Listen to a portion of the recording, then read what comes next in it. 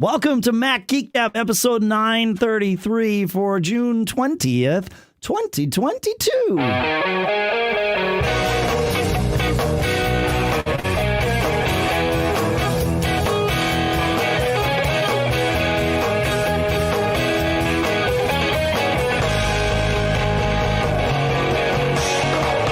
Greetings, folks, and welcome to Mac Geek Gab, the show where we take your questions that you send in to feedback at macgeekgab.com. We take your tips that you also send in to the same address, your cool stuff found. We mix those with some of our own tips and cool stuff found, and sometimes even our own questions to form an agenda that we will talk through in a moment here. And the goal is, by talking through this agenda, answering your questions, sharing your tips, sharing your cool stuff found, we each learn at least 5 new things every time we get together. Sponsors for this episode include LinkedIn Jobs, where at linkedin.com/MGG you can go and post your first job for free. And also wealthfront.com/MGG, where you can get your first $5,000 managed for free for life at wealthfront.com/MGG. We'll talk more in depth about each of those in a moment here. For now, here in Durham, New Hampshire, I'm Dave Hamilton. And here, with a crummy internet connection, which, you know how you fix it, folks? You power cycle your cable modem. This is John F. Braun. Let's talk through your. Let's talk through troubleshooting that, because we this is take 2 of the episode, but we didn't get very far into take 1 because as soon as the theme music started, John's connection went to like all cyborg mode, and so other than knowing that there was a problem, you want to talk through the troubleshooting steps that we did, John, to isolate where the problem was?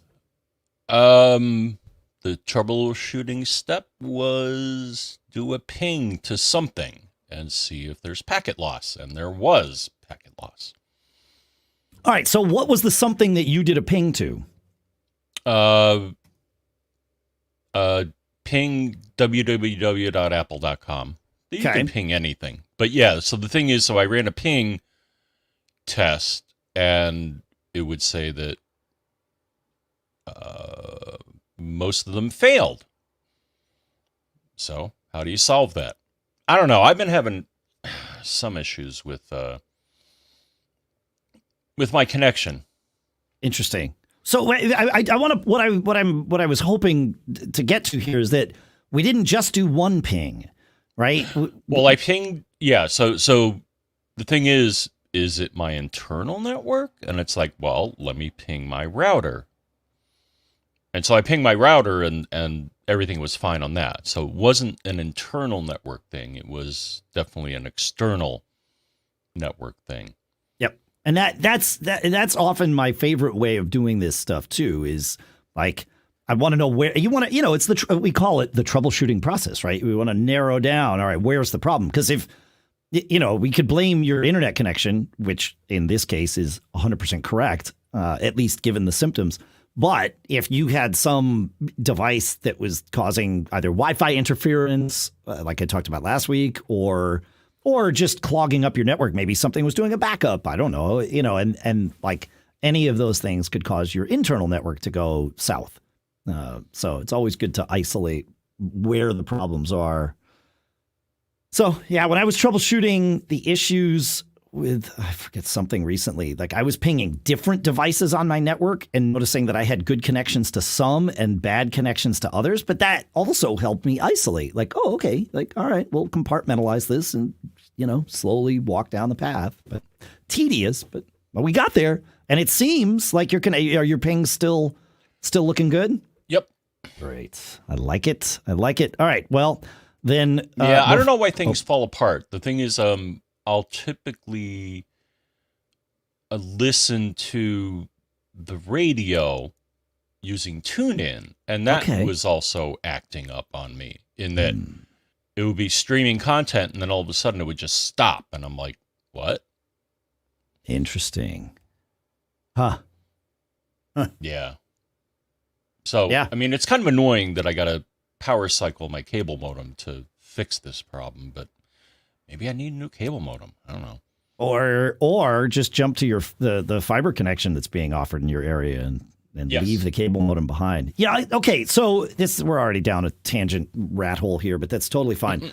Well, I've been thinking about this recently, right? Because I talked about how I had a weird issue with my fiber connection where if it rebooted, if the power went out, when things came back, if the ONT, which is effectively we'll call it the modem for the fiber connection, even though it's not really.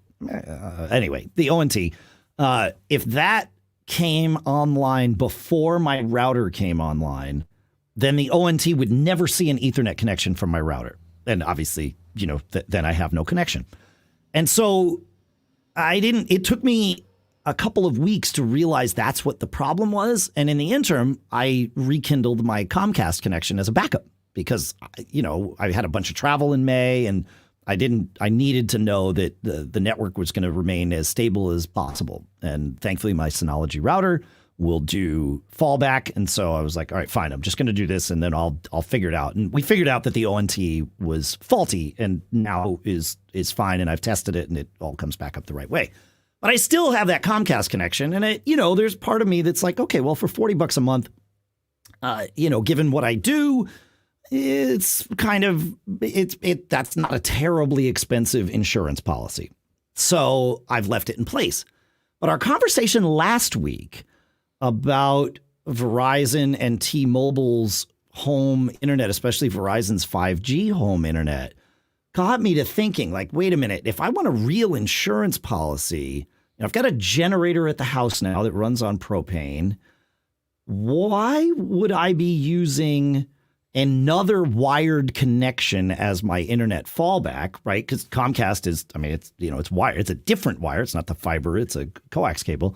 At least not to my house. It might be fiber somewhere. But if a tree takes down, the poles to my house or the wires to my house, chances are it's going to take down both the fiber and the cable. Now, in the past, I've had it take down electric and the cable line is laying on the ground, but the cable actually still worked. So, it's not a one-for-one thing, but still, it got me to thinking, should I be using, if I want to pay for a backup connection as an insurance policy, should I be using something that doesn't require wires and is wireless, like Verizon's thing or Starlink or any of the things that we talked about last week? So my guess is, me, folks, that over the next month or two, that will probably happen because that's just how I am.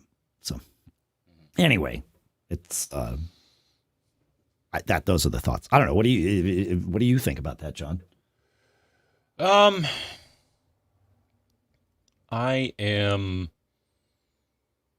they're also offering fiber now. Both Optimum, who is my current provider, offers a fiber option. Actually, everybody's offering fiber now in this neighborhood. Yeah. Which is nice. There's a new outfit called Go NetSpeed, I think, that is offering it. But then all of a sudden, Optimum was like, oh, yeah, by the way, if you want gig service, we can give you that. And it's like, Now I'll have to figure the wiring because, I have cable coming into the house. I don't have fiber coming into the house.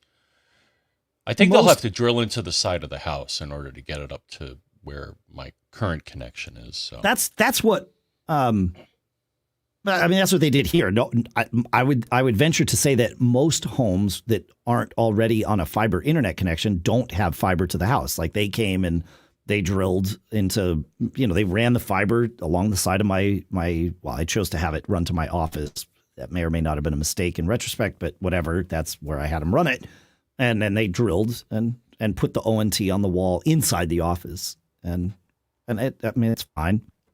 I happen to be in a scenario where I can have the ONT right next to where I want my router to be. But the guy that came out to troubleshoot the most recent issue and swap out the ONT was telling me a funny story, but where they had the ONT in the basement and the router upstairs, and and they just, Consolidated or Fidium, they call the brand now, ran an Ethernet cable. I think they snaked it through the walls up to wherever the connection was. The funny part of the story was they got it all set up. Everything was working. And then like the next day, the customer called and was like, it doesn't work anymore.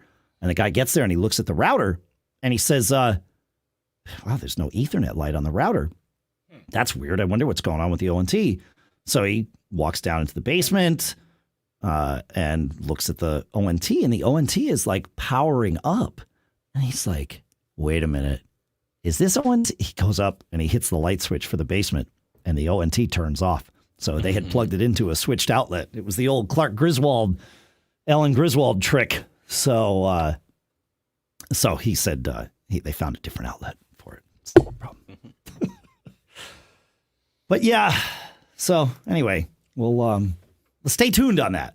But if anybody out there has one of these, Verizon Home 5G or the T-Mobile Home 5G or any kind of, if you're feeding your house or your office with a wireless connection or Starlink, let us know feedback at macgeekgab.com. We would love to hear your real world experiences with it and how it works. I was looking at the speeds and stuff, John, from that article you posted last week. And upstream is going to be like on the Verizon one. Upstream was, I think, 100 megabits or less, but downstream for a lot of people is in the 700, 800, 900, like close to gigabit speeds, which is plenty in today's world. So, yeah. Anyway, that's where we're at. Shall we move on to quick tips here, John? Go. All right. Greg says, I use focus mode on my iPhone a lot, but one feature I didn't use until today is the home screen feature to hide all pages except for the ones that I set focus. He says, I think I learned this from the show, and you may have. I'm not sure. I think we talked about it incidentally, so great. I'm glad. I love that. Still counts as one of your 5 things, even if we didn't intend for you to learn it. That's how it works. He says, I put all my mindfulness apps on a few pages and then moved the pages in the order I wanted. One thing I didn't care for was that if I wanted an app on that focus page, then I have to move it to a different page than it was on originally. And if it's not on my first page anymore, or the page I want, just to make it in a focus, it was an either or thing. Or so he thought. He found a solution to this. He says, I don't know if it's a bug or a feature, but I found a way to have an app on 2 pages at once. Here's how. Go to the app library and do a search for the app that you want to put on a focus page. Once you find the app, then just tap and hold the app to get it into jiggle mode, and then drag it down and move it to the focus page you want it to be on. Now it's on 2 pages. So I guess the idea would be when you're not in a focus mode, put it on one page and then go to the app library, grab it and put it on the second page. He says, originally this happened and I was scratching my head and thought it was annoying. To hide it, I just chose to move it back to the app library. After trying custom pages and was frustrated that I had to move an app from the original location, I happily remembered this. Nice find, Greg. Yeah, I don't know if that's a bug or a feature. It's hard to say, but, we'll take it. I like it. Thanks for sharing that. It's pretty cool, huh, John? I haven't really done much with focus mode. Maybe I should. I got to tell you, especially like right now when we're podcasting, to be able to know that you can text me, but like my family or randos can't interrupt me. Like that's good. My family are not randos, at least not most of the time. All right. The next quick tip comes from Todd. He says it was baked inside of a question. Right. He says, I recently replaced my Beam Gen 1 in my living room TV with a Beam Gen 2. He says the full setup. Well, anyway, he's got a nice big Sonos setup in the living room. He said, when I check the Sonos app on my iPhone, it often says that the Beam is receiving or playing audio in stereo PCM, when he knows that he is playing something that has, say, 5.1 or Atmos audio. He says, after monkeying it around with the Apple TV settings, and that's on Apple TV, video and audio format, he says, I discovered that if I left it on the default setting under audio format, this is on the Apple TV, a title recorded in 5.1 was coming to the Beam as PCM stereo. Titles recorded in Atmos, though, came over in Atmos. Okay. He says, manually changing the Apple TV audio format in settings, like an animal, he says, to Dolby 5.1. Then those 5.1 titles came over appropriately as 5.1 and sound much better to him than the PCM stereo. Okay, so he's getting what he expects to get. But if you set it to Force 5.1, all those Atmos titles also come in as 5.1. Oh, no. In fact, he says the Atmos titles don't even come in at 5.1. Now those come in as PCM stereo. So the trick is moving things back and forth. I don't know what's going on with the Apple TV and its audio output. It is, and I don't necessarily blame Apple for this because there's a lot of weirdness, as we've talked about on the show a few times, about how audio gets passed from your whatever your source device is through your TV to your soundbar. There's so many negotiations and compatibility issues and all of that there that it's possible his TV is filtering things in a way that he's solving with his Apple TV, but he might need to go into his television's settings and tweak some of the pass-throughs there to get things. But the not so quick tip, I suppose, is you can force the Apple TV to output sound in different ways, and it's worth experimenting with all of that. So thank you, Todd. It's a convoluted thing, but the nice part is Sonos makes it super easy to see what it's receiving. It shows you right there in the iPhone app what format it's getting. It didn't used to, and it used to be really difficult to troubleshoot. You have to go into like the settings and diagnostics to get those details. But now it's right there on the on the page, so are you getting 5.1? Are you getting Atmos? Are you getting 7.1 that's not Atmos? Like, it'll tell you all that good stuff, which is great.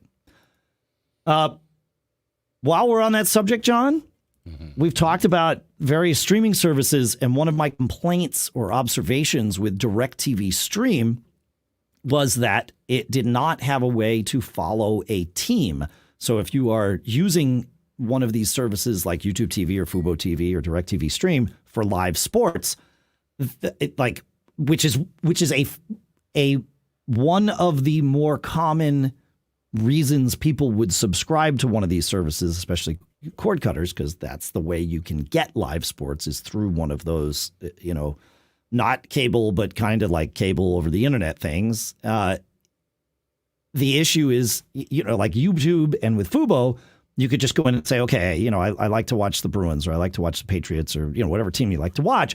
And then it would just record all those games for you. And they were great. Yeah, good to go.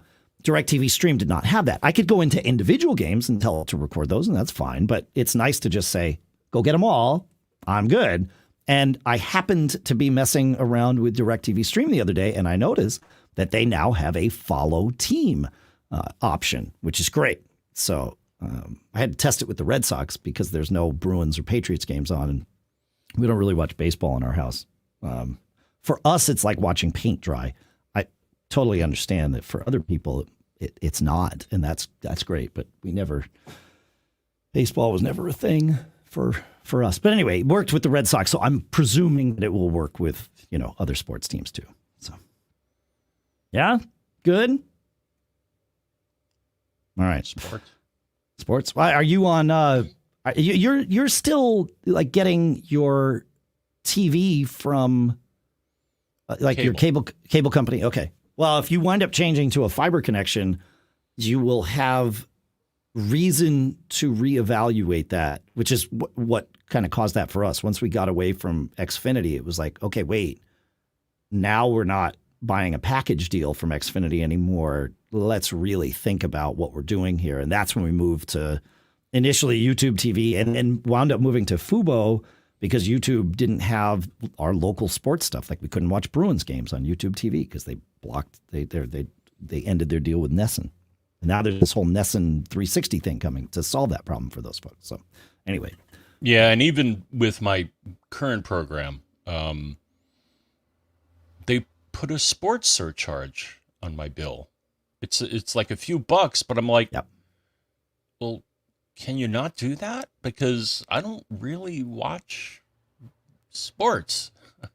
So I'm like, can you take that fee off? And they're like, no. Huh.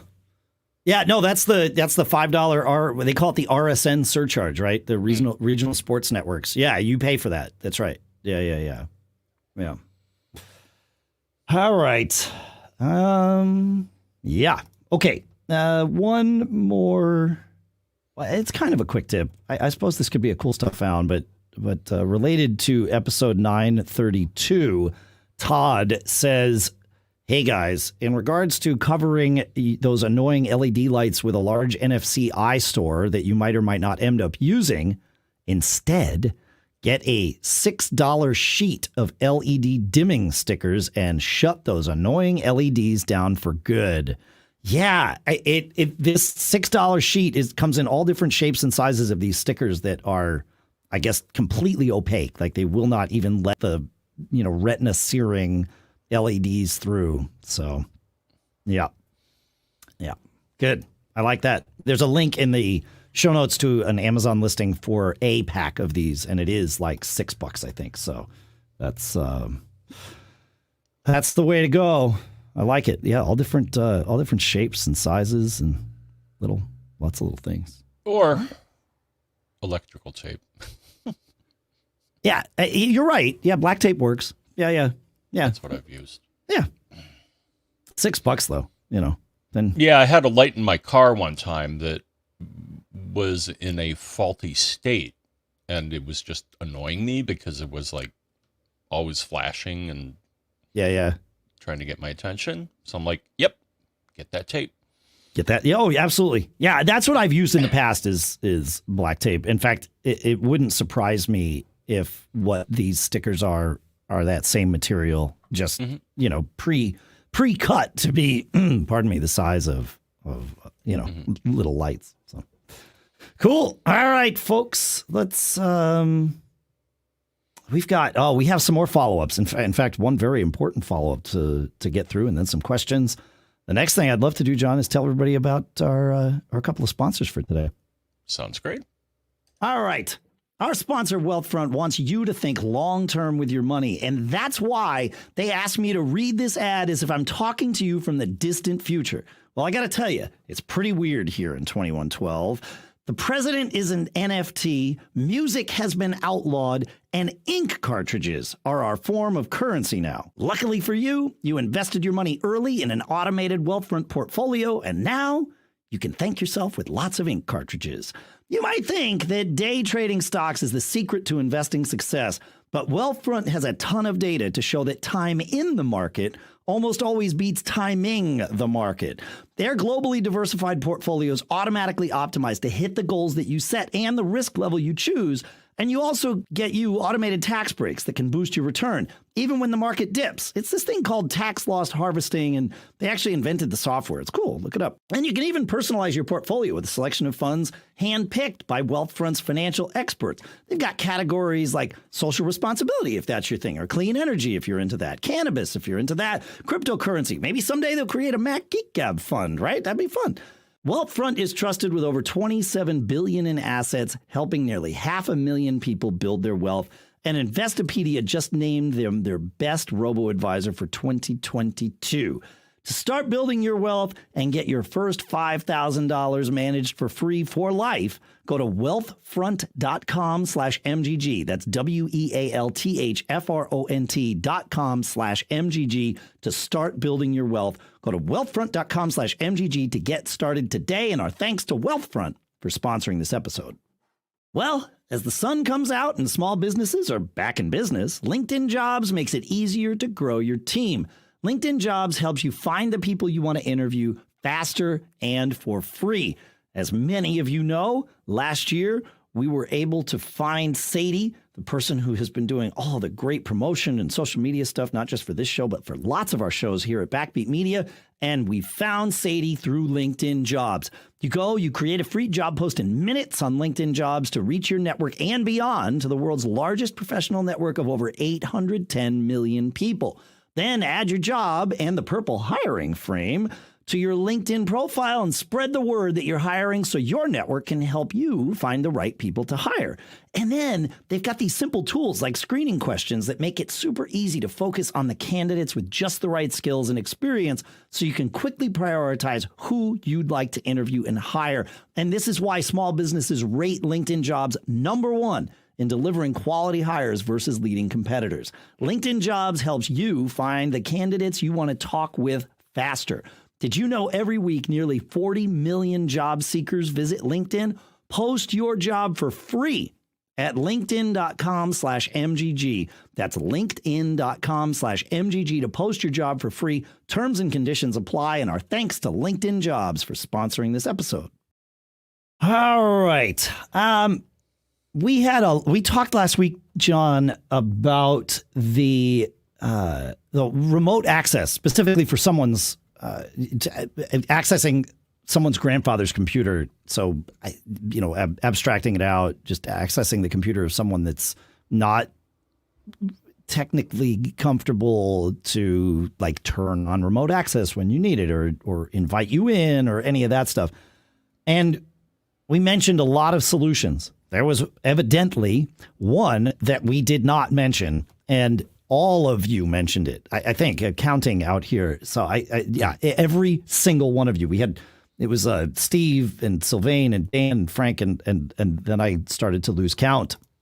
He says the simplest answer: try AnyDesk. They have a free personal use license and it works across Mac, Windows, iOS, and Chrome.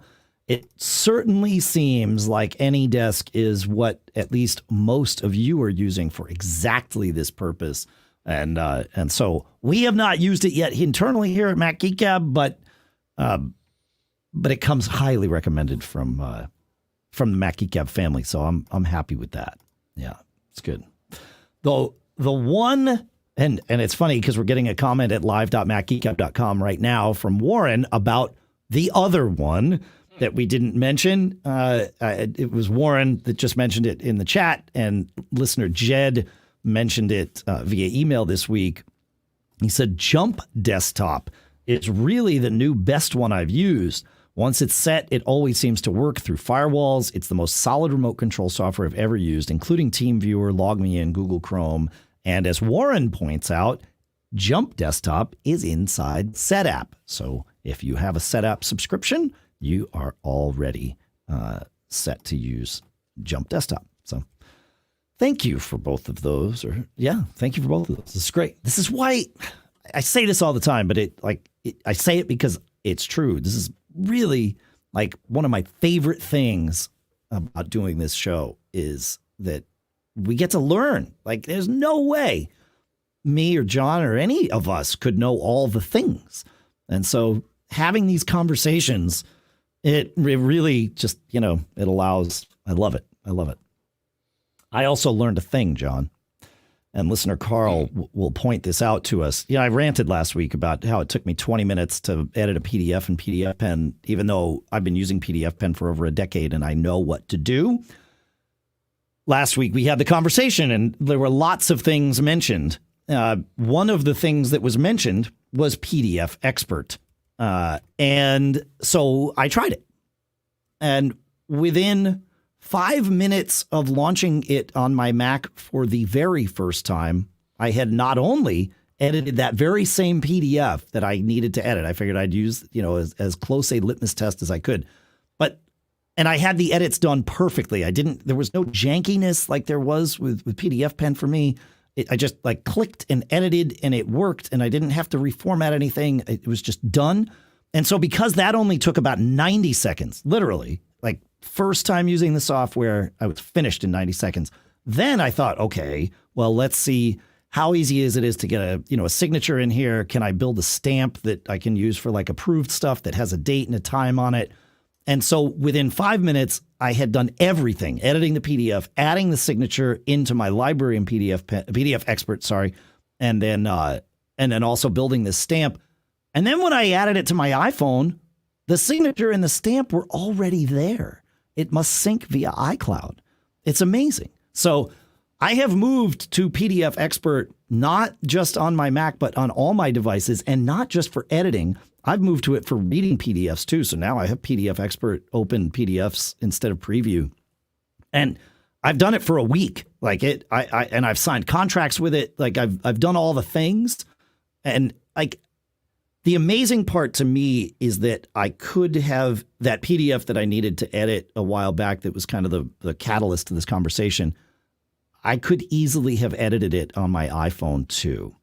And to me, that speaks to a company that really spent some time focusing on user experience, because that kind of thing can be wonky on an iPhone, and they made it as wonky free as possible. So it's the folks at Readle, Readdle, that make PDF Expert. So that's my new favorite. And Karl wrote in this week and said, make sure you use that too. In fact, I think Jed, where we mentioned Jump Desktop, I think he also said so. Lots of great feedback from episode 932. Have you messed with PDF Expert yet, John? Or any of these? No. No. Okay. All right. There it is. That patented no. We're gonna record that. We're gonna make it. Yeah. I think we just did record it. If I'm not mistaken. If I am mistaken, we're kind of screwed, because it means we're gonna need to do the episode over. It means that this isn't take two. We did have one piece of feedback from Barry. He's a few episodes behind. He has a comment on Mac Geek Gab number 1. Which his comment was, I don't think it's a good idea for the Mac to run Intel processors. They should develop their own. So we'll see how that works out. Barry might be right. I'm just saying. He went back and listened to episode 1. So, there you go. What do you think about that, John? Should Apple develop their own processors? Maybe. Though I'm looking back in history, and the thing is, I remember fondly when they were running PowerPC, which is a processor from IBM. Yes.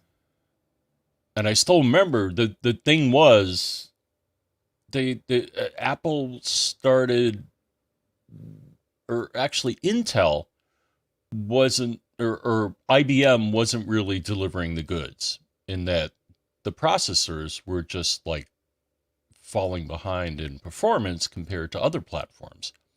Yeah. And then I remember the day when Apple was like, so IBM was like, oh, what are you going to do? Switch to another processor? And Apple was like, yep. Yeah. By the way, we've been testing this for years. Yeah, we're ready. That's right. Yeah, in deep in their labs, they were running concurrent versions of Mac OS. That's right. Yeah. Just in case. And that just in case came up. And here we are.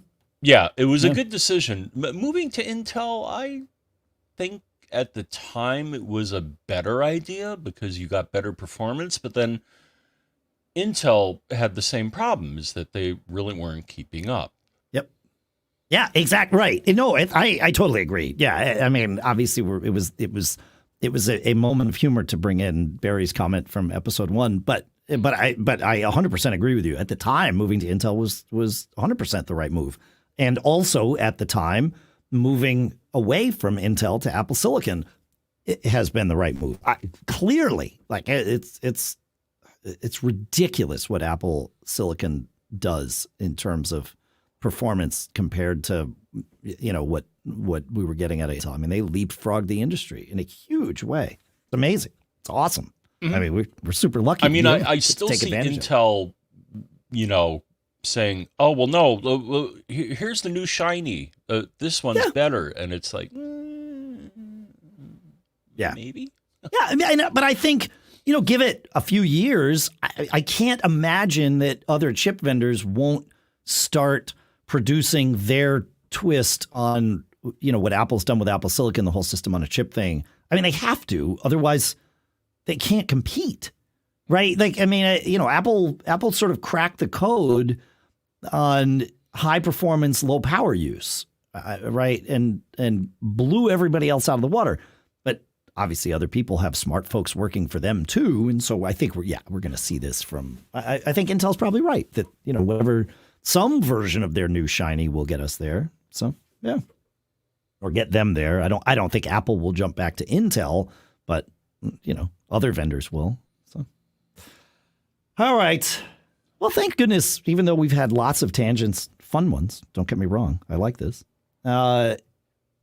It's time to answer some questions, John. You want to take us to Terry, which is kind of a follow-up because we mentioned NFC in the last episode, but we didn't go deep enough. Yeah, so Terry asks a question. I'm interested to use an NFC tag just to embed my Wi-Fi for guests. What a time saver. What tool do you use to program the tags? And here's the tool. So I found this when I was exploring NFC tags, Dave, and it's an app called NFC QR code document scanner. And it lets you do all these things. Now, what was interesting that I found out that, as far as I know, you can't normally do this with your phone, or at least Apple doesn't provide a facility to do this. But the nice thing about this app is that it does exactly what Terry is asking for, is that you can not only read NFC, which the phone does, but you can write to an NFC tag, which I thought was just like totally cool. And there are a number of predefined formats. One of them, as pointed out, is you can create an NFC tag that has your Wi-Fi password. So if you wanted to, you could program an NFC tag, and then when your friends come over for a party or stuff like that, all they have to do is hold their phone up to the NFC tag, and it has an embedded password, and it'll log them in to your location. There's other formats as well, so check out this app. But for example, you can do a business card. I'm trying to remember. There's so many predefined formats that this program will support. Yeah, very cool. I like it. That's good. That's good. Yeah, That's good. I got to admit, I haven't really used it lately. Okay. But yeah, maybe I'll revisit it because you got me a pack of them. Yeah, they're really cheap. Oh yeah. A pack of NFC tags are like, I don't know, like another $6 or something. Yeah. Warren in the chat room is saying that he thinks he was able to do this with the Home app, but I didn't think the Home app let you. The Home app certainly will let you trigger an automation based on your phone's proximity to an NFC tag, right? Like that is very much a thing that the Home app does. But I didn't think the Home app let you program data into an NFC tag. Like you, I've always had to use a third-party app about that. Warren says he's not sure how, but he's pretty sure he was able to do it without a third-party app. So if there's a way, if somebody has some specifics on that, feedback at macgeekgab.com, or share in our Discord channel at macgeekgab.com/Discord. We'd love to have you there. So very cool. An app that we talked about a number of years ago called AppTamer from St. Clair Software lets you manage how much CPU apps are allowed to use, especially apps when they're in the background. And this can be super handy. But since I moved most of my machines to M1, I had kind of forgotten about AppTamer. And then I was digging around in it, and there is a feature now, and it's been there since January, a feature in AppTamer 2 that seemed new to me. One is definitely new from January, and that is the ability to tell an app when it's in the background to run on the M1 or presumably the M2's efficiency cores so that anything in the background isn't chewing up power.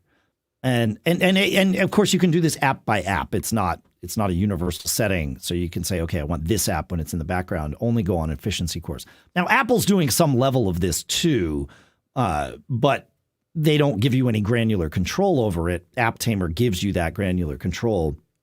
The other thing that I found in AppTamer, and maybe it was there all the time and I just never thought about it, is what I'll call Quitter-like functionality. Quitter is an app from Marco Arment that I know and love and use, because what it does is it allows me to say, hey, if I haven't used this app in X number of minutes, just go ahead and quit it. And it's how I make sure that, like, Safari is my favorite example, that after 3 hours, I have Safari quit if I haven't used Safari. And that way it ensures that Safari will be relaunched on my machine at least once a day, because I tend to sleep for 3 hours.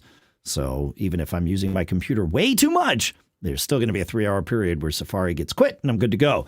The other thing where it's really nice is, like, we use QuickBooks and we have a shared folder that we save all the company accounts to.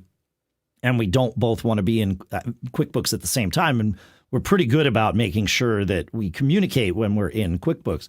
But if I were to leave my desk and have accidentally left QuickBooks open by setting it to quit after 30 minutes, it really eliminates a lot of that risk. So Quitter is something I use for that and other reasons. And it seems like AppTamer now has Quitter-like functionality in it. So I just wanted to share that. I had sort of forgotten about it when M1 came out, because I thought, well, I don't need this anymore. But maybe there's a benefit to it. So anyway, I share. Yeah. Did you ever use AppTamer, John, or any of that stuff? I have not. Okay. No, I haven't found a need for it. And it's actually kind of annoying. So if you look into the past in your crystal ball, there were two types of multitasking back in the day, if you remember, Dave. There was cooperative multitasking and preemptive multitasking. Cooperative was where applications could say, hey, I need all the processor now. And that's kind of bad, because any one app could take over. And then once Apple and everybody else moved to preemptive multitasking, the hope was that the OS would manage this mess. Right, for sure. And it doesn't always. It still seems to be that. So somebody wrote in, I think it was Dropbox. They were like, Dropbox is like monopolizing my processor, and they were like, oh well, AppTamer, takes care of that now. So it's right. That's so right. In this day and age, it's kind of annoying that you still need something like this, because the OS should manage it properly, but it doesn't always. Well, I mean, yes, I agree that the OS, it would be perfect if the OS managed it, but the OS can't know what it can't know, right? It like, computers still don't read our minds. And so they don't know what our priorities are as users, right? And that, to me, is where AppTamer comes in. Like, for example, right now, I know that Chrome needs to be one of the most important apps on my computer, because I'm using Chrome to connect to StreamYard, which is the engine that you and I use to do this show. So even when Chrome is in the background, I absolutely need the system not to, like, deprioritize it, right? And with AppTamer, I can be very clear about that. In fact, earlier today, after we started this call, AppTamer jumped up and it was like, hey, Chrome is using a ton of CPU in the background. Do you want me to tame this? And it's like, no, I definitely do not. Thank you for asking. So it'll proactively give you alerts if it thinks something isn't right? Correct. Yeah, it's great. And then I could have said, yes, please tame that for me. And then you're good to go. It also knows some things about system processes. So if I go in and there's some spotlight processes where if I go to check the box to tame it, it's like, okay, I will let you do this, but I need to warn you about a thing I know about this specific process first, right? And so, but being able to just shift things when they're in the background to the high efficiency cores, I kind of like that. Now, that feature is different on Intel because there's no facility to do that. But you can say, hey, when you're in the background, run at a lower priority. So it'll, for those of you that have used Unix to do this, it will re-nice your processes as they come to the foreground and background, which is really handy. Again, being very intentional. And then that does let the operating system sort of manage it. And nothing that AppTamer is doing gets in the way of the OS. To me, at least not that I've seen, to me, it helps you teach the OS how you want your computer managed, and then the OS can kind of do its thing. So I like it. It's I think you would like it too, John. It gives you some granular control over some very interesting aspects of the OS. One thing I will point out, you mentioned the listener that wrote in where we talked about AppTamer, and that might have actually been the thing that brought it back to top of mind for me with regards to Dropbox, because the Dropbox syncing app is terrible at CPU. Well, there is a third-party open source app that you can use instead of Dropbox to sync, and it's called Maestral, Maestral at maestral.app. And so we will put a link to that in the show notes. So open source Dropbox app. I like it. More on that? Or is we moving on to Christopher? Moving on. Moving on up. All right. Christopher says, I purchased an iMac Studio and connected it to two 43-inch LG 4K monitors with the intent of selling my late 2020 27-inch iMac with 64 gigs of RAM and eventually replacing that with the new Studio display. As I began setting up the Mac Studio, I realized it did not have a microphone or camera on the monitors that I was getting. Oops.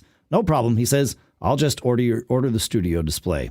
Also, oops, wrong. They're on back order for several months. Not good. Now what? And then he says, wait. As they say, necessity is the mother of invention. With my recent upgrade to macOS Ventura, so he's running the betas, I've discovered universal control. I cannot believe how seamless I can traverse through my two 43-inch monitors on the Mac Studio and then slide onto the iMac. One keyboard, one mouse, interfacing with two computers. A beautiful experience, to say the least. Thinking this through and boiling it down, the question popped up. Why not keep the iMac as a glorified Studio display? My iMac gives me everything the Studio display offers and more. It has the ports, a microphone, a camera, and something better than the A15 chip, plus super graphics, 64 gigs of RAM, 512 gig SSD, and with universal control, who needs the Studio display and its flawed webcam? For the same price as a Studio display, you can purchase a 24-inch M1 iMac with a 5K Retina display, all the ports, camera, microphones, and something much more powerful than the Studio display. So the summary is, I'm keeping my iMac and forgetting about the Studio display. Is my thinking flawed? We'll answer that question in a minute. Second, and this came to mind as I was reading this too, he points out that as a bonus, using the iMac instead of a Studio display, you get a backup computer too, which is a really good point. Speaking of, insurance policies, I think this is great. What do you think, John? No thoughts. Okay. I mean, what the thoughts of using a Mac, with universal control, using a Mac instead of just a monitor, you're paying arguably about the same price, and you get the backup computer sitting right there, ready to go if you need it. I don't know. There's something to be said for this here. It's good thinking. Anyway, if you folks happen to have thoughts that John doesn't, feedback at macgeekgab.com. I think you said feedback at macgeekgab.com. I knew you'd have a thought about that. I did. I said feedback at macgeekgab.com. Want to take us to Scott? Yeah. So I don't see Scott in our Evernote for some strange reason, but I got the email up. Great. So, oops. All right. So Scott has a couple of questions. My sister has a 2012 27-inch iMac running Catalina. She is having a couple of problems. First, when we can get the machine to finally stop restarting, she cannot turn on Wi-Fi. When you click on it, it does nothing. I tried to reinstall the operating system using the method of holding down Command-R on boot, and the Apple logo does not appear for me to release the keys I have depressed. What are your thoughts? Well, I'll give you my thoughts. And maybe you have some, Dave, as well. For the Wi-Fi, the only thing I could think of is go to System Preferences, Network, and then you'll see a list of the interfaces that are approved or the machine is using at the moment. And one of them is going to say Wi-Fi. Maybe your entry is corrupted. So what I would do is maybe highlight the Wi-Fi. And then you'll see in that window as well, there's a little minus sign. So I would click on Wi-Fi and remove it from the list of interfaces. And also, I'd be curious. So the thing is, if you do go to this place in the system, Dave, there should be a little green, or at least on my system, because it's working, there should be a little green bubble and it'll say connected. I'm wondering if in your case that is not what you see. And if that's not what you see, it could be possible that your Wi-Fi radio is broken. Yeah, I would do the same thing. I would remove it and re-add it for sure. Yeah, that's that. I've never had to do that, but that's the only thing I can think of to fix that. I've done that before. I've had, not exactly this problem, but something close enough to it in the past, and absolutely just, it's because all it's doing, all System Preferences is doing, and in Ventura, the Settings app is doing, is managing a bunch of P lists, right? And like you pointed out, those P lists can get corrupted. So removing one and removing the entry and re-adding it forces it to rebuild those from, the OS defaults, and that I've had it solve network issues in the past for sure. So, yeah. Yeah. And I mean, the other thing is if your Wi-Fi radio is broken, well, number one, if it is, then maybe it's time to get a new Mac. But you could also get an external Wi-Fi adapter. Oh, yeah, sure. I had one once when, they were rolling out 802.11ac. I had an external adapter. It connected via USB, but it offered me, better speeds. So, yeah, I'm trying to think. USB Wi-Fi adapter. Like, how many of these work with the Mac? Okay. So I'm looking on Amazon right now, and I'm seeing one that does 802.11ac, so it's not AX, for $25, and it says that it works with everything, Mac, Windows, Linux, and it's just USB and it plugs in. So, yeah. Yeah, so it's a hardware problem. If it's a hardware problem, then yeah, there is a solution. I hadn't really thought about that. That's a good idea, man. Yeah. Right. Though, I mean, it's a 2012 Mac. I think, that's a might not pretty owe good you run, anything. man. Yeah, exactly. I mean, it's what? It's 10 years old. Yeah. I'm like, wow, I'm amazed that, you're still using it. I mean, 10 years seems to be about right these days. I mean, we're crazy people because we wanted to upgrade to M1, like all those things. But prior to that, I think I remember on the show pointing out that, throughout our various homes, we had, it was not uncommon to come across a machine that was still in daily service. Maybe not on our main desks, but certainly with our family members and stuff. Super happy about the machine. I mean, back in the day, we attributed that to SSDs allowing, computers to actually use the full power of their CPU and not being bogged down by the by disk access. And so, yeah, I mean, but 10 years is, this is not a disagreement. I'm 100% with you. If you get to the point where it's 10 years and there's problems that you're going to start paying money to fix, it's like, well, maybe that's the sign. Yeah. So, yeah. Yeah. Kind of like me and my Saturn. Like you and your Saturn, John. Yeah, exactly. Well, I mean, yeah, exactly. Yeah. Someday I'll upgrade. We had this conversation, and it's ironic, on the Small Business Show a couple of weeks ago, where my co-host, Shannon Jean, posited that all devices should come with an expiration date. And really what he was saying, and I agree with him on this, is that we as consumers, when we buy stuff, we should level set and say, okay, I expect this to last for X number of years.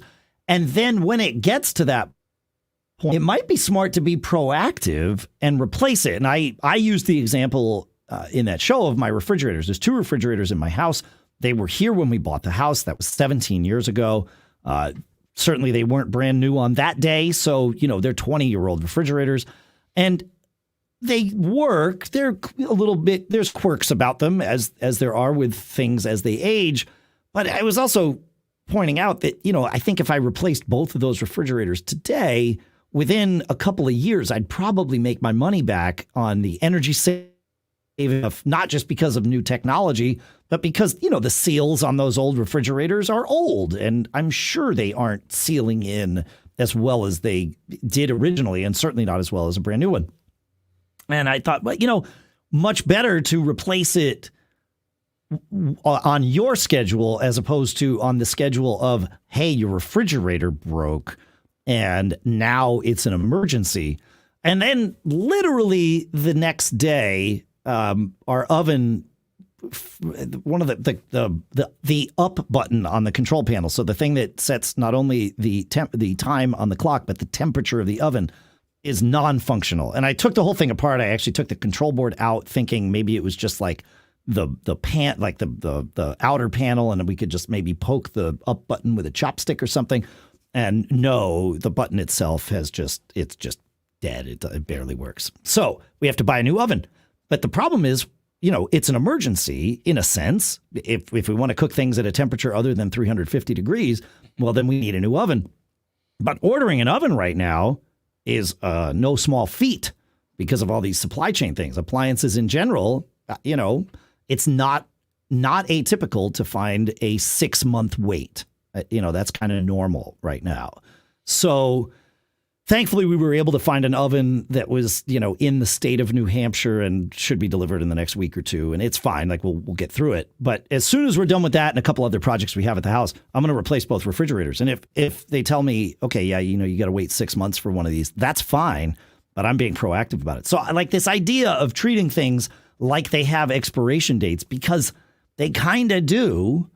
Might be a smart thing. Businesses do it all the time, right? Because you don't want to find yourself caught behind the 8 ball.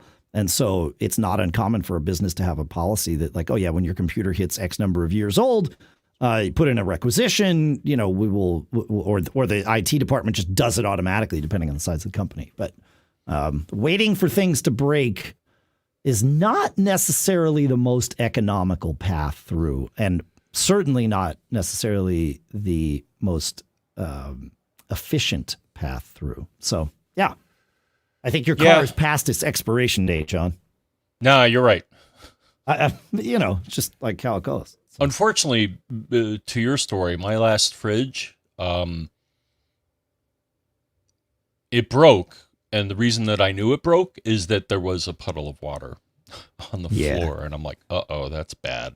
Yeah, uh-oh. Right. So basically the compressor had failed, which is pretty much what a refrigerator is, right? For the most part, yes. It's a fancy box around a compressor and a condenser. Yeah, that's correct. Yeah. Yeah. Now, fortunately, I have relatives nearby, so I was able to bring my contents, and my sister and brother-in-law, they actually have a backup refrigerator. So I was able to save the food. Which there you go. There you go. Nice. That's good. All right. As to the second question here, so, I've run into that. Scott's question about booting into recovery. I found that at times, I don't know if it's a bug in the OS or something, but so the way to get into recovery, is normally you hold down Command R. Well, you hold it down after you hear the startup chime. I found that you may want to do this before the startup chime. On occasion, I've just found that it gets very picky about going into recovery mode, and I don't know why. But as a follow-up, what you may want to try to do, so I found a little article that gives you a whole bunch of suggestions when Command R does not work. And I think the one that I would try first from this article, Dave, is the last one that they mention, is that you can do something known as an internet recovery. So rather than booting from your hard drive recovery partition, this actually goes over the internets. Okay. Yeah. And it's a slightly different startup sequence. So rather than holding down Command R, hold down Command Option R. Okay. And assuming that you have an internet connection, it'll do recovery that way. Yeah. All right. I'll buy that. Yeah. They may also have it. This may not work. Easy for me to say. And also, thank you, John, for getting us back on track. I feel like there might be the need for a cheer here that you were the one that brought us out of the tangent world. So thank you for that. I wanted to acknowledge that. I have seen recovery mode fail with third-party Bluetooth keyboards or third-party wireless keyboards. Good point. Yes. It generally works with Apple's wireless keyboards, but I have seen third-party keyboards, some, not all, fail with recovery mode. So I often will employ a USB keyboard to solve this problem. Now, it's a 27-inch iMac, so it's not like a laptop with a built-in keyboard. It's entirely possible that, a 10-year-old iMac has a third-party, wireless Bluetooth keyboard or something. So that could well be the issue here. Try it with a USB keyboard. Try it with an Apple keyboard if you've still got the original that came in. So. Yeah. No, that's a good suggestion because, and I think this article that I found mentions that, is that the keyboard may not be talking to the computer when you're trying to get into recovery. Yeah. So that's why you want a wired keyboard. Yeah. Yeah. The wired keyboard's the simplest way to do it. Yeah. I got to remind myself to actually get one. I don't have one. I had one and then I think I recycled it. But I should get one just as a backup. Yeah. I keep one not too far away from, myself in the office there, just for these scenarios. So, I mean, on this machine, on my Mini, my podcasting machine, I actually have a Logitech, and I found that it talks when it should, and that I can get into recovery. Is it wireless? It uses so Logitech is kind of weird in that they have this little dongle. Right. So the Mac sees it as a USB keyboard. Yes. Even though that the USB part is wirelessly connected to a keyboard. Right. Yeah. I've never had a problem with the Logitech with the dongle keyboards in this regard because the Mac sees it right away. So yeah. Unless the battery's dead, in which case, it's a different problem. Hey, I've had a problem, John, for a while. And the problem has been I cannot remove files from my Apple Music playlists in the Music app. And at first I thought it was just on my Mac. And like, okay, well, someday I'll solve this problem. And really, it's my use case for removing files or removing tracks from a playlist is mostly that I download a lot of live shows. I put all the tracks into one playlist and then I play them. And then I'll go through and be like, okay, well, I've listened to that live concert. So I'm going to remove that from this playlist, even though I want to leave it in my library. And it just helps me manage the stuff that I just listened to, things that I want to listen to once, which might be a friend's album or something like that. Right. So I just have this queue and I couldn't remove things from it. And then I realized I also couldn't remove things from it on my phone, and I couldn't remove things from it on another Mac. And I'm like, okay, what's going on here? And so finally the other day, I started messing with it more than just, trying to hit delete multiple times in a row. And the first thing I did was I was like, wow, if I'm going to mess with this, the first thing I got to do is clean things up because I've got a bunch of extra playlists that are kind of junk playlists. And so let me delete those and clean that up first. Just at least that way I'll be productive about something. And it also, I was curious, like, I know I can't remove a song from a playlist, but can I delete a playlist? Meaning, could I create a new playlist and only copy the things into it that I want and then delete this old one? I didn't wind up having to do that, but that was sort of my thinking. It was like, okay, let me clean things up first and we'll get there. I probably cleaned up 10 or 15, just sort of random junk playlists, or not even junk, but like Apple Music playlists that I had unintentionally added to my library or whatever that I just hadn't messed with. And so I deleted all those. And once I had deleted them, John, I was able to remove tracks from my original playlist. So there is something with Apple Music where there is, I'll call it a maximum number of playlists, although that's probably not the right term. But there is a scenario where Apple Music gets itself tied into a little bit of a knot when there is more than X number of playlists. I apologize. I now realize I did not count the number of playlists that I have. But let's say it's about 100. I have them nested. I've got folders of playlists and all of that stuff. I keep playlists for all the different shows that I have to do. Like, I've got, I got this gig coming up on Thursday night. I need to learn these 10 tracks for that gig. So I make a playlist of it. And then when it's over, I archive it into a different folder, but I don't delete those playlists. So I think there is some maximum number. If you're having problems in Apple Music, try removing some playlists and see if that makes life better. That's my share for today. So I don't know. Are you using Apple Music, John? No. Okay. I know when you got like your phone or something, it gave you a free 3 months or something. So I wasn't sure if you.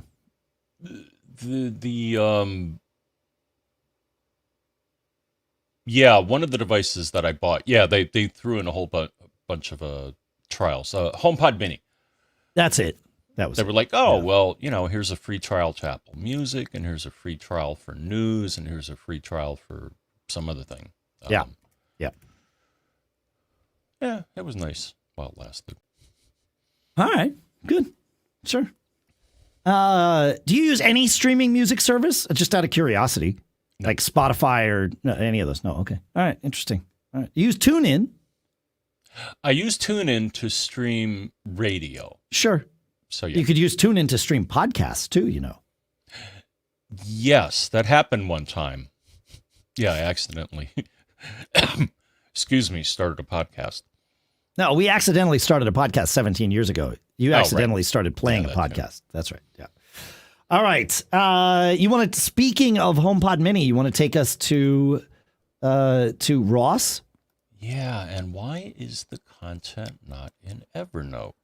I'm almost certain I put it there, but I have the email. So Great. Here we go. Also, sync your Evernote because it's definitely there. But go ahead and read the email. Sync later. Yeah. Yeah, that's annoying. Yeah. I think we're going to need to move to Apple Notes. I think it's a doable thing for us. Yeah. Yes. Okay.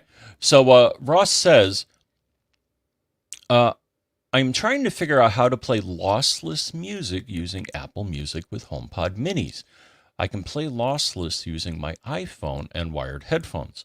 I can play lossless using my Apple TV 4K and my stereo. When I try to play lossless using my Apple TV 4K and Minis or AirPlay to the Minis, the lossless logo disappears.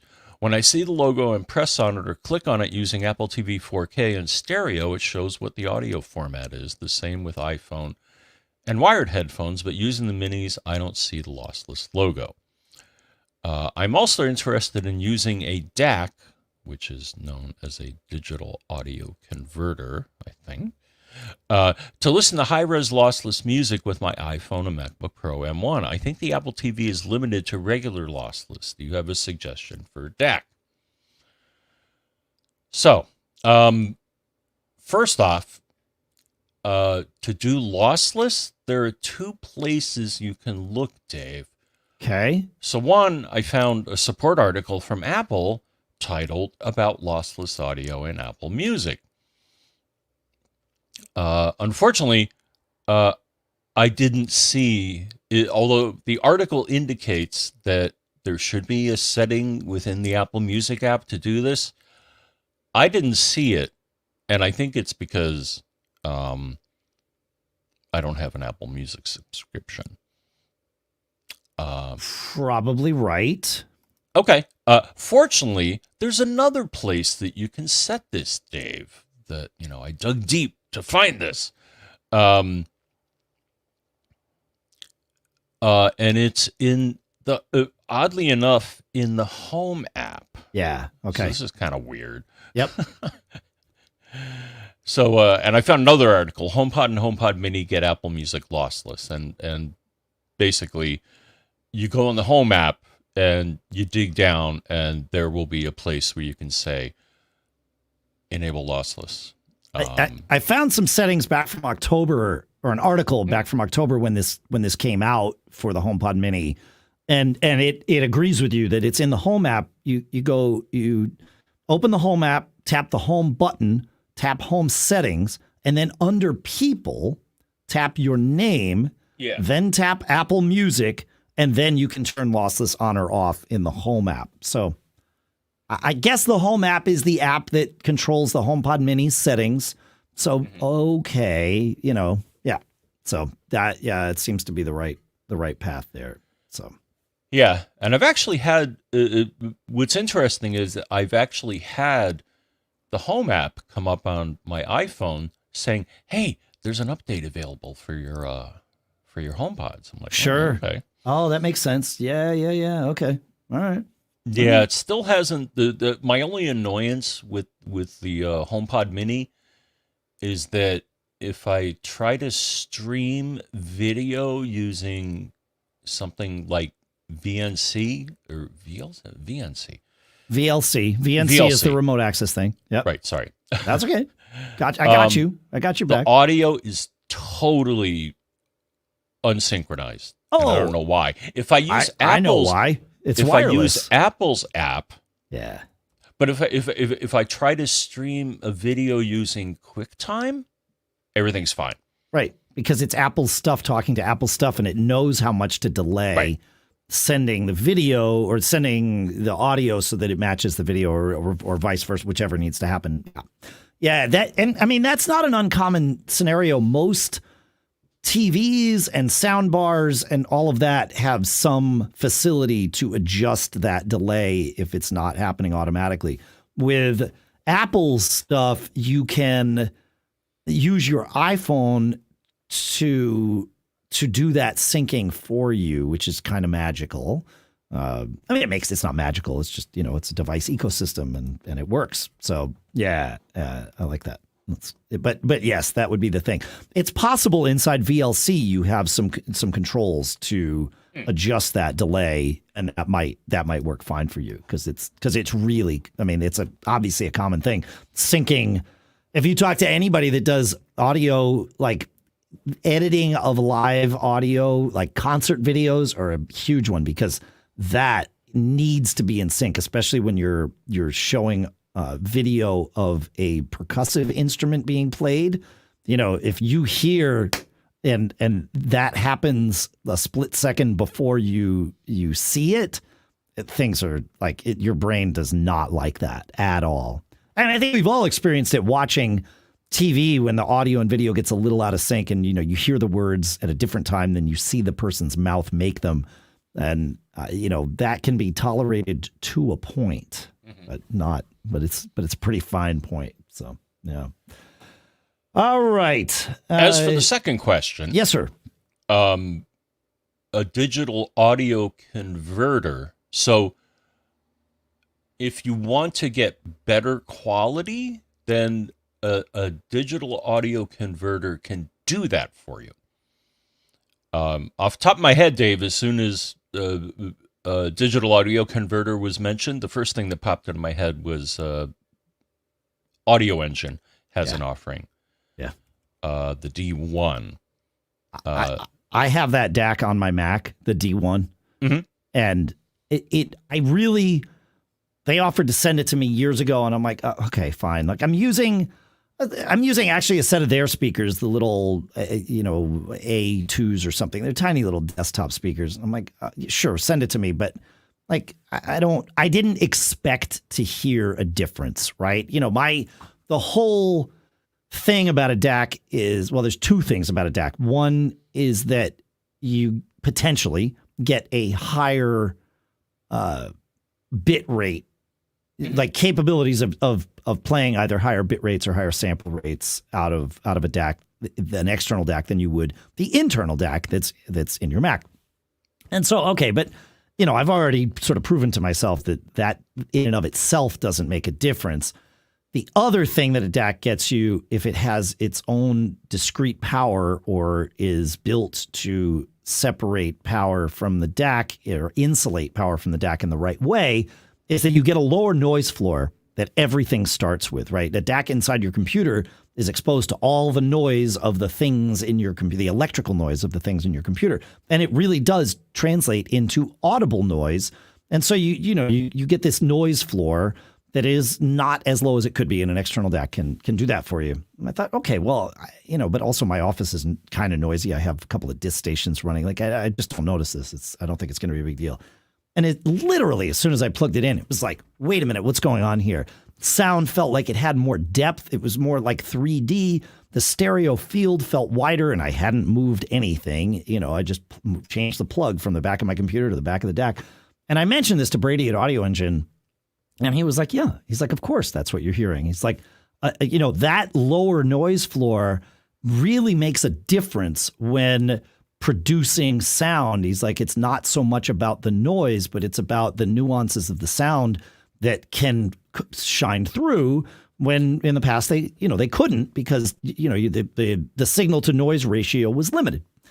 And he's like, yeah, this is why people buy external DACs. And I was like, oh, okay, yeah, I'm sold. It's like, I'm going to keep it. He's like, great, So yeah, it does make a difference, and that D1 is a fantastic option.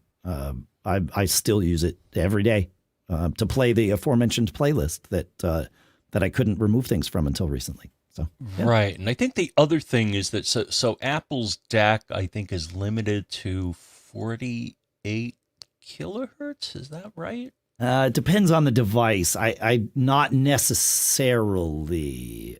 Okay. I don't know. I will risk running audio MIDI setup while we are doing the show. Mm-hmm.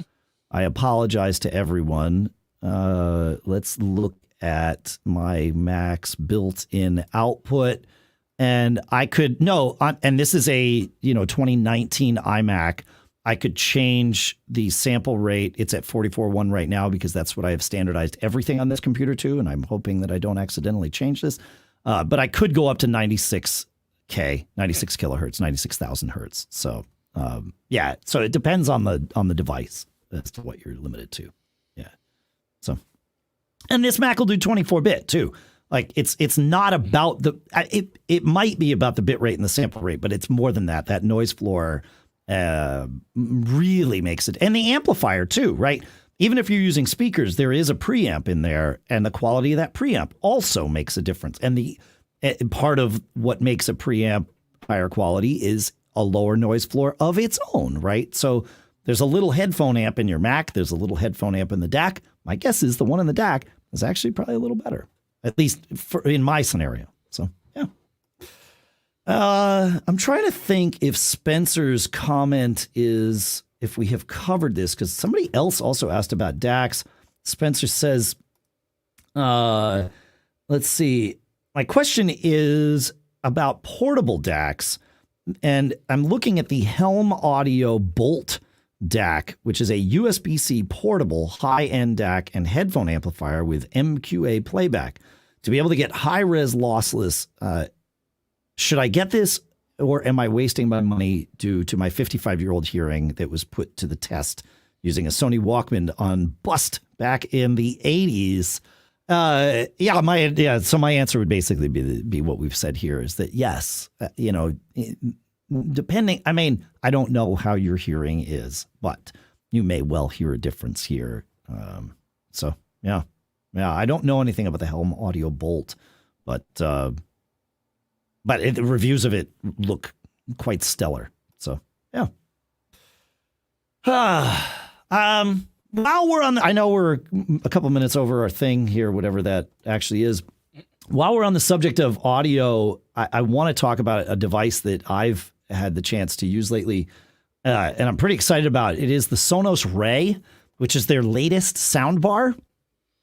The lead here is that it is a $279 soundbar from Sonos. It is a fully Sonos device. It fits really well in front of a 32-inch TV. It's super narrow, and the speakers are only on the front of it. So if you wanted to put this soundbar like inside of a bookshelf or something, you're not going to be dealing with, all the reflections that you would get, the undesired reflections that you would get if it had speakers, aimed to the top of it or the sides of it or whatever. I mean, it does have speakers that aim out to the side to give you a nice wide stereo field. But the speakers are all on the front, so you could put it in a bookshelf and just have it at the front of the bookshelf, and you're not going to have any issues.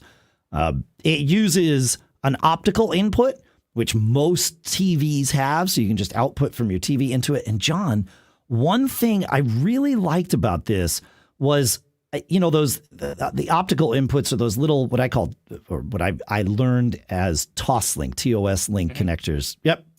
And those things are always a pain in the neck to plug in because there's like one side that's shaped a little bit differently than the rest. The jack on this Sonos Ray is what I will call a universal TOS-Link port. I plugged it in perfectly on the first time, and I'm like, wait a minute. And I looked at the port, and then I pulled it out, and I rotated it, and I plugged it in again, and it also fit. It takes it at any rotation. So whatever they figured out, whatever vendor they worked with on that TOS-Link port, or maybe they designed it themselves, it was a super nice touch because it just made setup super easy. The sound out of this thing is fantastic. It's great. I talk about a spectacular dorm room speaker, right? Because you can play music through it too, but then also it will play your, obviously the stuff from your TV. It's your home theater as well. I'm blown away. It does not have any voice assistant with it. That's part of how they got the cost down. It does not do Dolby Atmos, partially because it doesn't have speakers that are aiming up and down, so you wouldn't really get anything out of that anyway. I really like this thing. For $279, it's a great little thing. I'm just blown away that Sonos is making this at this price and offering something at that level. So yeah. Anyway, no, I like the connector option. That's neat. It's like, looking back in the bad old days of USB. Yes, exactly right. It was always like the chance that you're going to plug it in wrong is like almost 100%. Yeah, even with USB, you have a 50% chance of getting it 100% wrong every time. That's right. Yeah. Why is that? This is one of the mysteries of the universe. Whatever you do with a USB port, I don't think. The other thing, okay, John, this brings me to a question that I have for everybody. When you've got your computer on your desk, right? Like you do, and all the power cables, like the power outlets, are, on the floor, usually. And so that move that you do where you plug in the power brick or whatever, and there's the little power cable that then needs to go up and plug into your device. And you reach around the back of your desk and you gingerly hang the little cable there and then move quickly but carefully so that you don't jostle the desk and let the thing fall off. And it falls off like half the time. But, you reach your hand in and you finally get that thing.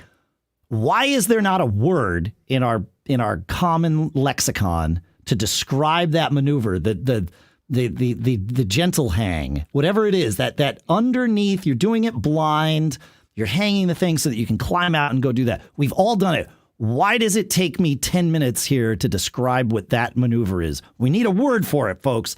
And I'm looking at you. You folks can do this. Feedback@geekgab.com. This is the this is your homework for the week. We've got to come up with a word or a phrase to describe what that little maneuver is. And sometimes, you tuck it under another cable, right? So that it's got some pressure on it, and hopefully, it'll be there when you go and reach around to grab it. I don't know what it is. I don't know what the word is, but there's a phrase. There's something we need to come up with to describe that. We do it all too often, and the end is not in sight. Okay, I'm glad I got that off my chest. I've been thinking about this for like 10 years, John.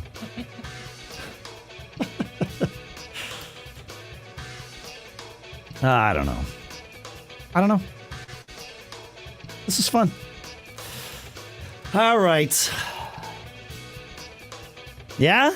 Anything else to add, John, before we let everybody go? No. All right. Well, that's what we've got. Thanks for hanging out with us. Pilot Pete wasn't here today, but make sure you go listen to his new podcast, SoThereIWas. I love this show. Have you listened yet, John? It's good. It's good. I think you would love it. Even you don't even have to be an aviation enthusiast, I don't think, to be into this. Like, yeah, it's fun. He and Fig do a great job, and you get to learn why. Here we know him as Pilot Pete. In the aviation world, his call sign is Repeat, and there's a funny story for that. And if you listen to episode 1, you will learn that funny story. All right.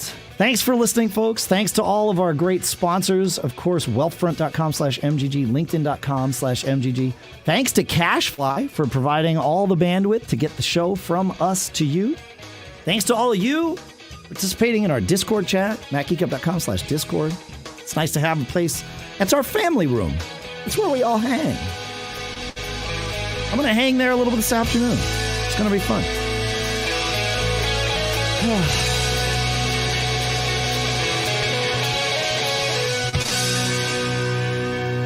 Oh, Mr. F. Braun. What do you have to say? Don't get caught. Made up.